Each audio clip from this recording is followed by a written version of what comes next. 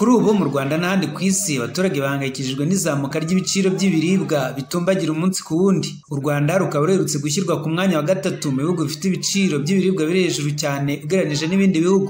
Bamwe mu baganira n'ibitangazamakuru bya Flash bafite aho bahurira n'ibikorwa by'ubuhinzi baravuga bimwe mu byo bakeka bituma ibiciro by'ibiribwa ku masoko bikomeza kwiyongera. Mbere na mbere impamvu ibiciro byazamutse ku isoko, twagiye tugira imbogamizi nyinshi cyane mu buhinzi muri aya mezi ashize, cyane turibanda ku buhinzi bw'ibirayi. Twagiye tugira ibura ry'ifumbire mvaruganda n'ukongera tukabura n'ibura ry'imbuto yizewe, imbuto y'ibirayi kugira ngo ubone aho yikura, kuko naho yikura usanga ya mbuto y'ibirayi wakwiye kuba wafata muri lab muri station runaka, ugasanga hari abantu basa n'abazipataniye, ugasanga bazereza abantu bamwe abafatanyabikorwa baho, abari b'abahinzi banini, ugasanga abahinzi batoya barimo kuburizwa. Mbere nimba umuntu yarahingaga afashe imbuto akagenda agahinga mu butaka bisanzwe, atabanje gushyiramo amafumbire y'imvaruganda, atabanje ikiguzi cya mani power mendevre wa mundi wagiye kumuhingira cyari kiri hasi, kubera yuko no ku isoko ibiciro byari bitoya.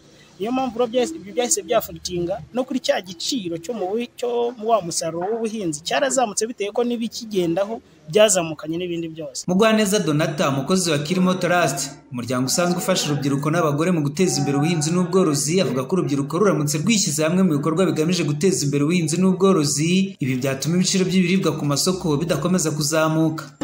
Muri gahunda duhereza urubyiruko harimo gushishikariza urubyiruko kwinjira mu buhinzi. Urubyiruko rero tugize amahirwe rukinjira mu buhinzi, nk'ubu kugeza ubu dufite abanyeshuri 815 bamaze guhabwa ubumenyi mu masomo atandukanye. Muri ayo masomo atandukanye tugize amahirwe nk'uko turimo kubikangurira binyuze mu turere kugira ngo bashishikarize urubyiruko kwinjira mu buhinzi.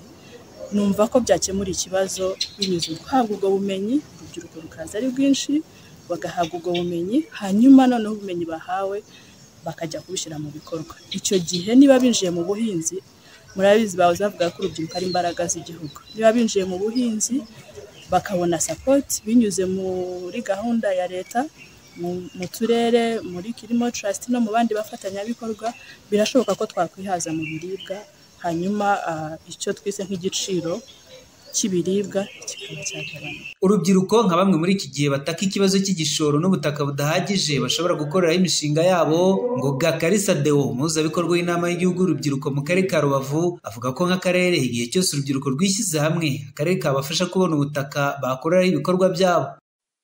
Turakangurira urubyiruko kujya mu buhinzi bw'umwuga, kuko urasanga abenshi barareklama yuko ubuhinzi bukorwa n'abantu bakuru kandi bagifite na ya myumvire yo guhinga muri bwa buryo buri primitive bwa kera. Ariko ni nayo mpamvu uyu munsi politiki yo kugira ngo dukangurire urubyiruko nabo kujya mu buhinzi bw'umwuga, ndetse no kugira ngo bagire uruhare mu kongera umusaruro ukomoka ku buhinzi. Icyo tubasaba ni ukwishyira hamwe, kuko uyu munsi niba ugiye kureba umwe mu rubyiruko ushobora gusanga niba nka 2% nibo bashobora ku exploiter umurimo ugeze kuri hectare, ariko iyo bishyize hamwe biranoroha no kubakorera ubuvugizi. Ko natanga urugero, nk'uyu munsi dufite urubyiruko rwo mu murenge wa Mudende bishyize hamwe bakora itsinda, bakora na saving, basaba ubuyobozi kugira ngo tubakore ubuvugizi, bahabwe ubutaka cyangwa se ibisigara bya leta kugira ngo babu exploit.